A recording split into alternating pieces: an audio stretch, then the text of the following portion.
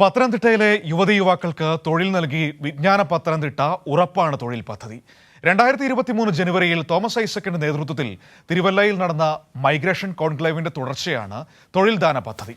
കാണാം പദ്ധതിയുടെ ഭാഗമായി വിദേശത്ത് ജോലി ലഭിച്ച എബ്രഹാമിന്റെ വീട്ടിൽ നിന്ന് സുജു തയ്യാറാക്കിയ ഒരു റിപ്പോർട്ട്. ഇവിടെ 5 ജോബ് സ്റ്റേഷൻസ് ആരംഭിക്കുന്നതാണ്. ഒരു നിയമസഭാ മണ്ഡലത്തിൽ 1 വീതം. അവിടെ 2-3 കൗൺസിലേഴ്സ് സർക്കാർ നിയോഗിക്കുന്നതാണ്. നോളജ് എക്കോണമി മിഷന്റെ കീഴിലായിരിക്കും ഈ ജോബ് സ്റ്റേഷൻ. ഉദ്യോഗാർത്ഥികൾക്ക് നേരിട്ട് അപേക്ഷിക്കാം, അതല്ലെങ്കിൽ ജോബ് സ്റ്റേഷനിൽ ചെന്നാൽ അവര് അപേക്ഷ സ്വീകരിക്കും. മുഴുവൻ പേർക്കും തൊഴിൽ നൽകാനുള്ള പരിപാടിയാണ്. തിരുവല്ലയിൽ നടന്ന മൈഗ്രേഷൻ കോൺക്ലേവിന് ശേഷം പത്തനംതിട്ടയിൽ നടത്തിയ വാർത്താ സമ്മേളനത്തിൽ തോമസ് ഐസക് പറഞ്ഞതാണ് ഈ കേട്ടത്. സത്യത്തിൽ എനിക്ക് പോലും ഒരു സംശയം ഉണ്ടായിരുന്നു, ഇത്രയധികം ആളുകൾക്ക് ജോലി ലഭിക്കുമോ എന്ന്. എന്നാൽ തോമസ് ഐസക് വാക്കു പാലിച്ചിരിക്കുകയാണ്. ഇപ്പോൾ നമ്മളോട് ചേരുന്നത് എബ്രഹാം മാത്യു, അതായത് പത്തനംതിട്ട കാത്തോലിക് കോളേജിൽ നടന്ന ജോബ് ഡ്രൈവിൽ ജോലി കിട്ടിയ ആളാണ്. ഇതിനോടൊപ്പം 41 ആളുകൾക്കാണ് ഷാർജയിൽ ജോലി ലഭിച്ചിരിക്കുന്നത്. എൻ്റെ 10ലധികം ആളുകൾ പോവുകയും ചെയ്തു. 31 പേർക്ക് വിസയും റെഡി ആയിരിക്കുവാണ്. അതിലൊരാളാണ് എബ്രഹാം. വലിയ സന്തോഷത്തിലാണോ? നല്ല സന്തോഷമുണ്ട്. എന്നാണ് എബ്രഹാം പോകുന്നത്? ഞാൻ ശനിയാഴ്ച 25-ാം തീയതി. 25-ാം തീയതി അല്ലേ? എങ്ങനെയാണ് ഈ കോൺക്ലേവിന്റെ ഭാഗം നടന്ന ജോബ് ഡ്രൈവിലേക്ക് എത്തിയത്? ഞാൻ ഈ കമ്മ്യൂണിറ്റി അംബാസിഡറായ കാർത്തി എന്നൊരു ചേച്ചി എന്നെ വിളിച്ചാണ് ഈ കാര്യം പറയുന്നത്. അങ്ങനെയാണ് ഞാൻ ആപ്പ് രജിസ്റ്റർ ചെയ്യുന്നതും ഇൻ്റർവ്യൂ ഉണ്ടെന്ന് അറിയുകയും ചെയ്യുന്നത്. അപ്പോൾ എറണാകുളത്ത് പഠിച്ചുകൊണ്ടിരിക്കുന്ന സമയമായിരുന്നു. അപ്പോൾ അവിടെ നേരെ വന്ന് ഇൻ്റർവ്യൂ അറ്റൻഡ് ചെയ്ത് കിട്ടത്തില്ലെന്ന് കരുതി ഇരിക്കുമായിരുന്നു. പക്ഷേ പെട്ടെന്ന് അവർ വിളിച്ച് പറഞ്ഞ് പാസ്സായെന്ന് പറഞ്ഞു. അങ്ങനെ വെയിറ്റ് ചെയ്ത് പാസ്പോർട്ടൊക്കെ കിട്ടി. ഇത് കേൾക്കുമ്പോൾ സാറിന് നാട്ടുകാരൊക്കെ ചോദിക്കും, എങ്ങനെയാണ് കിട്ടിയത്? പൈസ എത്ര രൂപ ചിലവായെന്ന് ചോദിക്കും. വല്ല പൈസ വല്ലതും ചിലവായിട്ടുണ്ടോ? പൈസയൊന്നും ചിലവായിട്ടില്ല. നമ്മൾ അവിടെ വരെ പോയി ഇൻ്റർവ്യൂ അറ്റൻഡ് ചെയ്തതേ ഉള്ളൂ. പിന്നെ ഞങ്ങൾ ഇങ്ങോട്ട് വിളിച്ച് പറയുമായിരുന്നു, ഇതുപോലെ സെലക്ട് ആയി എന്നൊക്കെ പറയുമായിരുന്നു. ഈ എബ്രഹാമിൻ്റെ വലിയമ്മയോടെ ചേരുന്നുണ്ട് അല്ലേ, മുത്തശ്ശി അല്ലേ?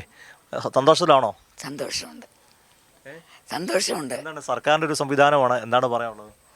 സർക്കാർ ഉപകാരം ചെയ്യുന്നതുകൊണ്ട് വളരെ നന്ദിയുണ്ട്, സ്നേഹമുണ്ട്. സർക്കാരിൻ്റെ കാര്യത്തിൽ വളരെയധികം ഉത്തരവാദിത്വം ഉണ്ടല്ലോ എന്നുള്ള സന്തോഷമാണ്. പഠിച്ചു കഴിഞ്ഞോണ്ട ജോലി അല്ലേ? പഠിച്ചു കഴിഞ്ഞോണ്ട് ജോലി. പ്രതീക്ഷിച്ചിരുന്നോ? ഇല്ല. എബ്രഹാമെ, അത് തന്നെയാണ്, പഠിച്ചു കഴിഞ്ഞൊരു ജോലി അല്ലേ? ഇത്ര പെട്ടെന്ന് അങ്ങനെ ഒരു പ്രതീക്ഷ ഉണ്ടായിരുന്നു? ഇല്ല, പ്രതീക്ഷിച്ചില്ലായിരുന്നു. അതായത് ട്രെയിനിങ് ആയിട്ട് എവിടെയെങ്കിലും കയറി എക്സ്പീരിയൻസ് കിട്ടിയിട്ട് കയറി പോകുന്ന രീതിയിലായിരുന്നു എല്ലാം കരുതിക്കൊണ്ടിരുന്നത്. ഞങ്ങൾ ഈ പറഞ്ഞു, തോമസ് ഐസക് ഈ മൈഗ്രേഷൻ കോൺക്ലേവിന് ശേഷം ഇങ്ങനെ പ്രഖ്യാപനമൊക്കെ നടത്തി പലരും സംശയം രേഖപ്പെടുത്തി, തട്ടിപ്പാന്നൊക്കെ പറഞ്ഞു.